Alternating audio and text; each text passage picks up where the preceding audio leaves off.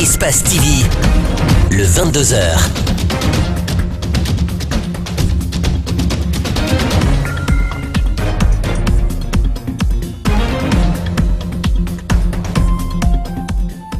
Merci de votre fidélité à Espace TV, mesdames et messieurs. Bienvenue, c'est l'heure du 22h. Donc voici les principaux titres. 2 buts sur toute l'étendue du territoire national des examens blancs. À l'instar des précédentes années, le ministère de l'enseignement préuniversitaire place ses évaluations sous le signe de la tolérance zéro. Et puis des institutions et des acteurs sociaux font dans la prévention sur le phénomène de la criminalité. Une rencontre autour de la thématique criminalité en Guinée s'est tenue avec les étudiants de Symphonia. Enfin, la plaisanterie du président français Emmanuel Macron sur les Kwassa-Kwassa passe très mal aux Comores. Leur ministre des Affaires étrangères a exprimé son mécontentement. Coup d'envoi donc des examens blancs ce mardi sur toute l'étendue du territoire national conformément au communiqué du ministère de l'enseignement préuniversitaire et de l'alphabétisation. Ces évaluations se dérouleront du 6 au 13 juin. L'objectif est de mieux cerner le niveau des candidats avant le début des examens nationaux. Idrissa Bari, Amara Alexila nous dresse le constat. C'est aux environs de 9 h que les premières épreuves ont été lancées au lycée Ahmed Sékou Touré d'aviation par l'encadrement. Les 595 candidats de cet établissement vont tout au long de ce bac blanc essayer de jauger leur niveau de préparation avant le baccalauréat unique. Et on a commencé ce beau matin avec le respect et le silence, le calme, la sérénité. Le sujet est lancé. Nous réfléchissons sur ce sujet d'abord, ce beau matin. Bien sûr, on est prête. Oui, on a beaucoup révisé à l'école, à la maison. Entre nous les élèves, on a beaucoup révisé. Oui, évidemment, je suis prêt juste avant de le passer.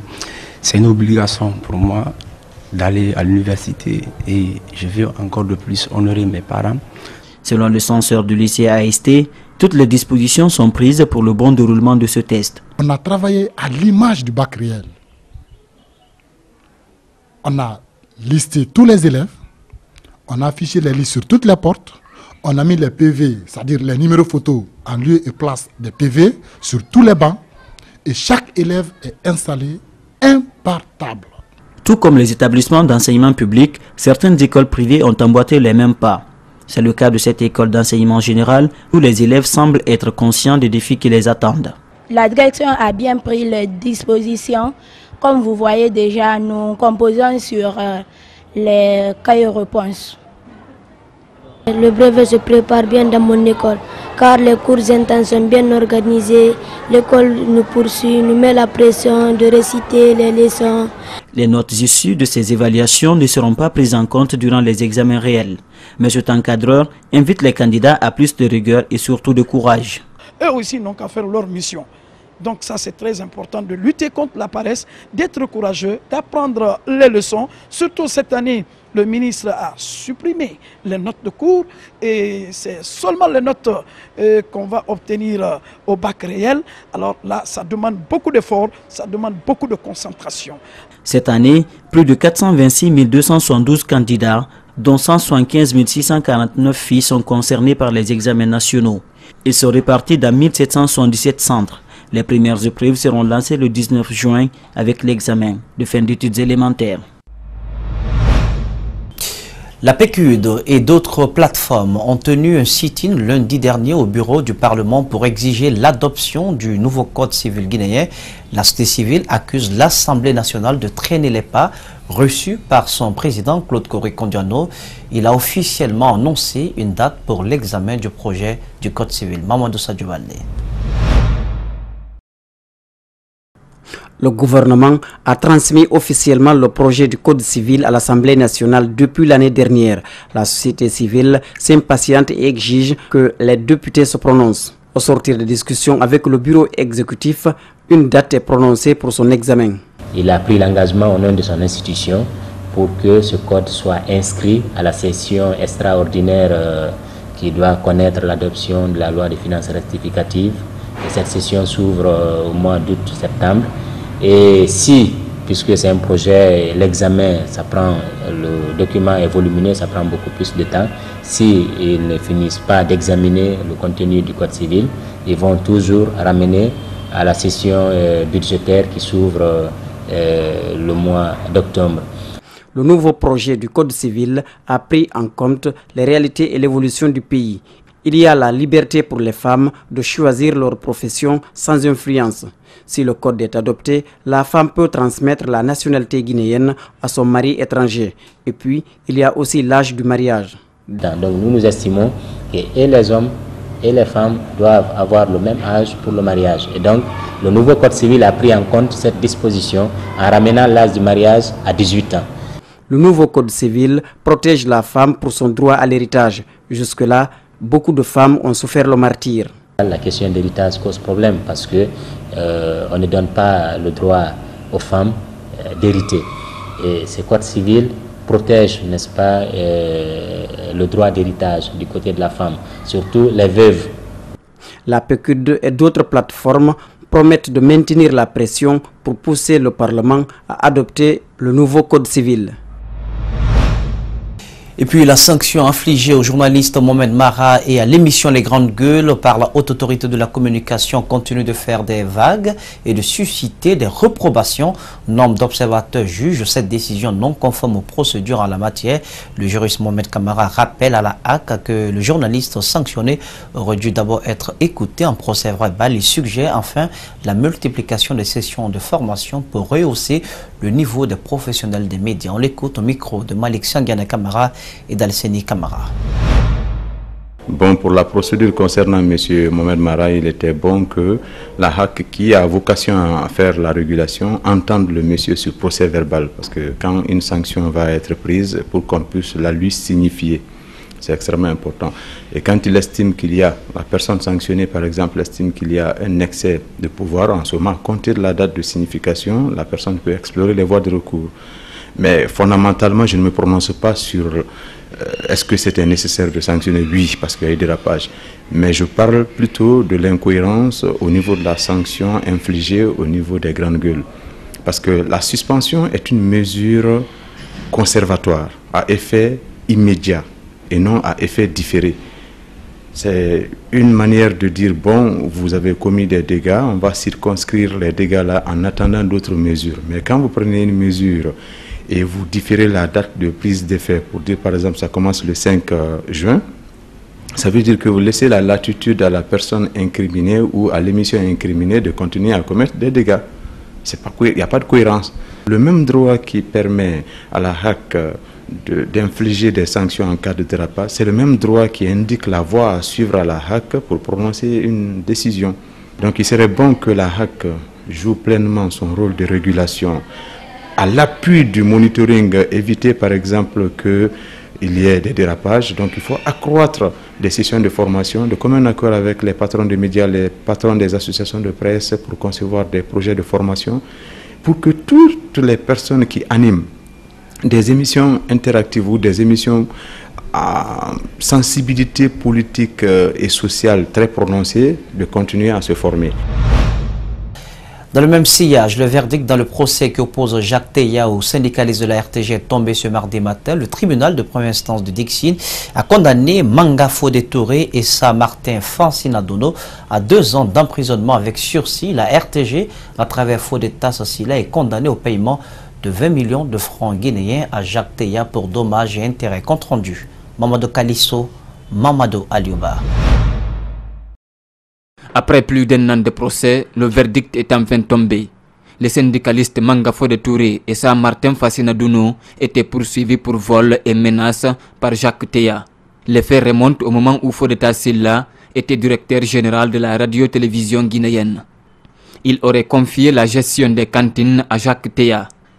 À l'arrivée des syndicalistes, ils ont demandé à signer un contrat avec Jacques Teya, chose que ce dernier a refusée.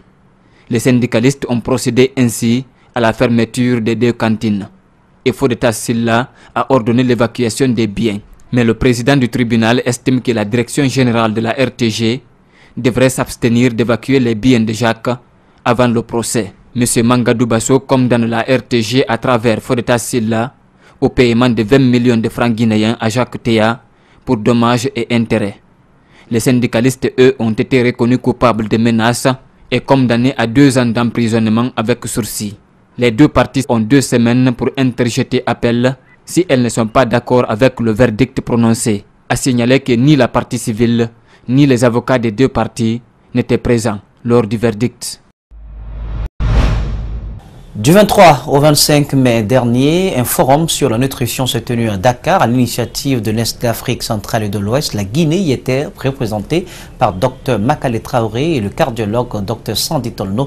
Les détails, c'est dans cet élément signé Abdrahman Ba. Ce forum sur la nutrition organisé par Nestlé Afrique centrale et de l'Ouest est bien la preuve que l'humanité est décimée à petit feu par une tragédie encore mal connue qu'est la malnutrition. Cette rencontre qui a réuni une bonne brochette de participants composés d'experts représentant les gouvernements, sociétés civiles et universités de 9 pays de l'Afrique francophone et anglophone a permis de susciter la réflexion autour des synergies d'action envisageables afin de bâtir des communautés africaines plus résilientes aux défis nutritionnels. Dr Makale Traoré, panéliste et représentante de la Guinée à ce forum, a développé la thématique autour de la lutte contre les carences en micronutriments. Une rencontre comme ça est importante, ça permet de faire la différence entre les cubes magiques, parce qu'en fait on appelle tous ces cubes magiques, c'est devenu un nom générique. Mais chez nous, il est important qu'on fasse de l'information sur ce qui est bon. Si on voit ici que ce cube, il est propre, il tient compte des éléments nutritionnels essentiels à notre santé, on en parlera, mais il faut mobiliser, informer les femmes. Dr Sandi Tolno, cardiologue, présent à ce forum au compte de la Guinée, s'est apaisanti sur la place de la recherche scientifique et les conséquences de la malnutrition sur la santé. Vous savez, aujourd'hui, on a beaucoup parlé de l'investissement dans l'alimentation, on a beaucoup parlé de la production, on a beaucoup parlé ici de manque de micronutriments dans l'alimentation, ce qui pourrait conduire aujourd'hui aux maladies qui sont connues, le diabète et les maladies cardio-cérébrovasculaires qui représentent aujourd'hui une catastrophe pour nos différentes populations. Ce que les pays de ces différentes parties de l'Afrique doivent faire, c'est beaucoup plus lutter pour que les gens qui sont vulnérables, les gens qui sont pauvres, puissent bénéficier d'une très bonne alimentation dans nos pays. Dans cet environnement nutritionnel, les cubes aromatiques occupent une place de choix. Il en existe à foison sur les différents marchés africains et leur composition est sujette à caution. Le directeur Afrique centrale et de l'Ouest des bouillons Nestlé, qui entre dans la composition de 4600 portions d'aliments préparés chaque seconde dans le monde, a pris des engagements pour soutenir les agriculteurs et réduire de 22% le taux de sel contenu dans ces cubes d'ici 2020. Le forum sur la nutrition a pris fin par la visite de l'usine de fabrique des produits magiques de Nestlé au Sénégal. Retour en Guinée avec le lancement ce mardi de l'atelier régional d'approbation des textes juridiques, statuts, règlements intérieurs et critères d'élection du Conseil national des jeunes de Guinée. C'est la maison des jeunes de Taouya qui a servi de cadre à cette cérémonie. L'atelier devra déboucher sur la mise en place d'un organe consultatif de la jeunesse. Malik Sangana Kamara, Aboukoroya Kourma. La jeunesse guinéenne prête à prendre son destin en main. Ce mardi, les tests juridiques, statuts, règlements intérieurs et le mode d'élection au sein du Conseil national des jeunes ont été soumis à l'approbation de tous. Cet organe consultatif de la jeunesse va fédérer toutes les associations ou organisations des jeunes pour défendre leurs intérêts. Nous avons ouvert cet atelier pour que de manière inclusive, tous les jeunes puissent participer à cette édification de la structure fêtière nationale pour les jeunes. Nous espérons qu'après la mise en place de cette structure fêtière, les jeunes qui vont vraiment être élus à la tête de cette organisation vont jouer pleinement leur rôle. Ils vont représenter l'ensemble des jeunes de Guinée. La mise en place d'un Conseil national des jeunes en Guinée est une nécessité exprimée en 2015 lors de la consultation des jeunes organisée par le ministère de tutelle.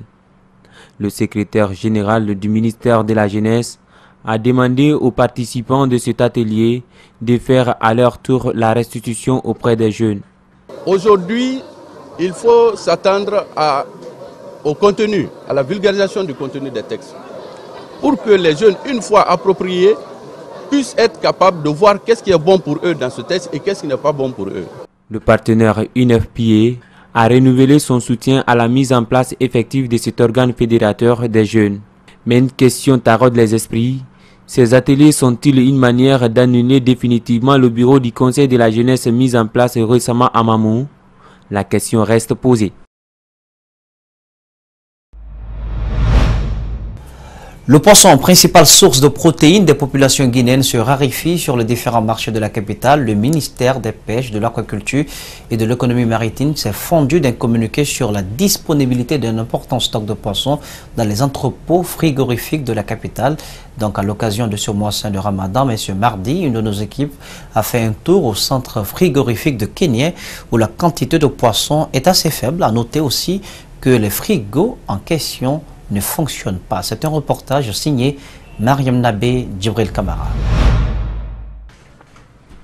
Nous sommes au centre frigorifique de Kenya pour savoir si le communiqué du ministère des Pêches, de l'Aquaculture et de l'Économie maritime rendu public lundi est effectif.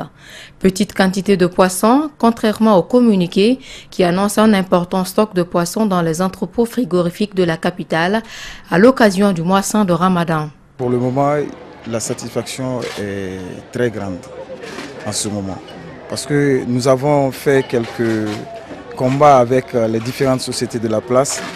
Ils ont compris nos raisonnements parce que quand la population n'est pas bien approvisionnée en poisson, surtout de qualité, ça va gronder quoi. Au niveau de l'approvisionnement du poisson, toutes les sociétés nous approvisionnent en ce moment. Les habitués des marchés trouvent le coût des poissons assez élevé. À cette préoccupation, cette marieuse s'exprime. Actuellement, nos poissons ne coûtent pas cher parce qu'on en a en quantité et nous n'avons pas où conserver. Ici, les poissons pourrissent par faute de conservation. Des emballages en carton sont faits pour maintenir plus ou moins les poissons en bon état. Le centre frigorifique ne fonctionne plus et le courant électrique est une denrée rare. La glace est achetée pour être mise dans ce engin. Que les autorités nous aident à rétablir le centre frigorifique, qu'elles rétablissent le courant électrique parce que nous souffrons du manque d'électricité. Voyez comment les poissons sont entassés. Considéré comme l'un des plus grands de la capitale, le centre frigorifique de Kenya est dans un état de souffrance. Les poissons sont à même le sol, aucune disposition sanitaire et les ordures un peu partout. On se croirait dans un dépotoir d'ordures. Restons dans le même domaine. 6 mois nous séparent de la célébration de la journée mondiale de la pêche. Devant donc se tenir au mois de novembre en Guinée, les préparatifs pourraient accuser du retard à cause d'une division qui mine le secteur. Explication Djibrilba Abdoulaye Kamara. Organiser la journée mondiale de la pêche est à la fois un honneur et un espoir pour la Guinée. Pourtant, l'initiative est loin d'être effective chez les pêcheurs artisanaux. À quelques mois de la tenue de l'événement, des querelles internes minent la corporation. Une affaire d'État, est-ce qu'on peut faire ça à une affaire personnelle? Non! Le département de la pêche est là. Les organisations, le département tutelle de la décentralisation est là qui agrée les différentes organisations. Est-ce qu'on peut faire une affaire d'État à une affaire personnelle? Le 21 novembre est une journée des pêcheurs, aussi une opportunité pour les pays qui s'intéressent à ce secteur. La FENAPAG et la FOPROPAG ne saisissent peut-être pas la portée d'une telle journée. Si toutefois on ne parvient pas à nous entendre, donc on préférera que le gouvernement organise. Ou alors la structure fêtière de la pêche, qui est la CONAPEC, elle peut organiser. Mais l'organisation de cette journée ne peut pas servir de moyen de propagande pour un groupe d'individus. L'événement aura-t-il lieu ou pas? Un point focal essaie de rassurer. Nous sommes sur les préparatifs. Hier, une délégation s'est rendue à la présidence, elle a rencontré un conseiller honnête. Est-ce que vous voyez? Peut-être que le compte rendu dans les 48 ou bien à retour du président. Nous nous préparons cet événement et nous l'organiserons en Guinée et nous inviterons qui nous voudrons. 27 pays africains sont réunis autour d'une confédération évoluant dans le secteur de la pêche. Leur objectif est de voir le pays organisateur désigné répondre à leurs attentes.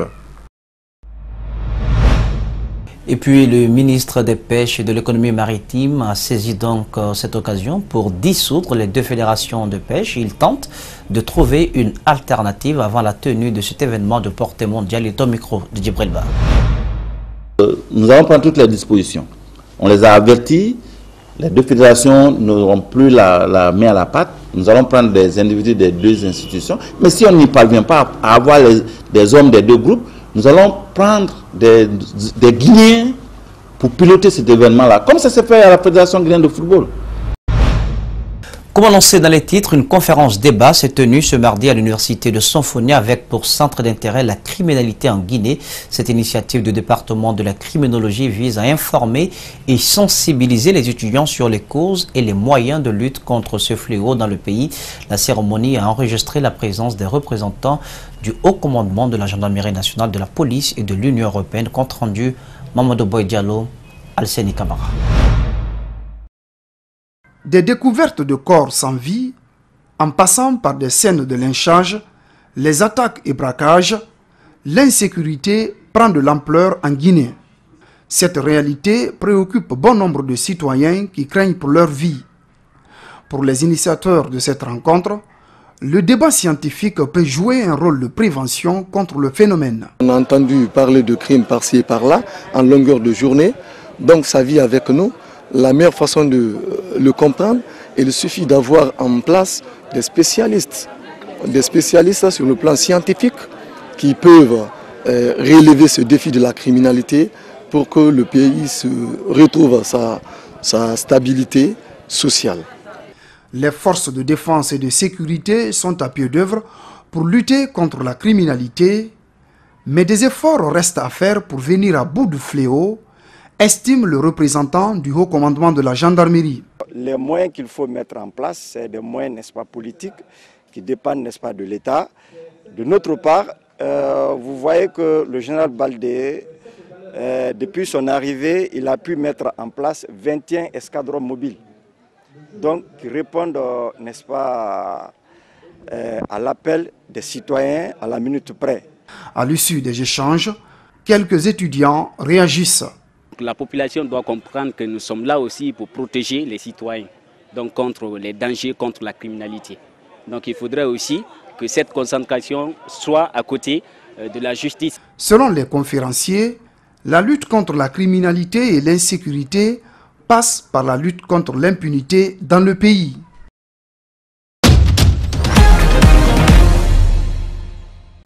Voilà, mesdames et messieurs, ainsi donc prend fin cette édition d'information cadrage pour vous. Amara Alexis, là, était présent à la régie Nala CDB, le tour sur la supervision technique d'Ali Kaba. Merci de votre aimable attention. L'info, c'est aussi sur espace-tv-guinée.info. Passez donc une excellente suite de programme à notre compagnie sur Espace TV. Regardons mieux.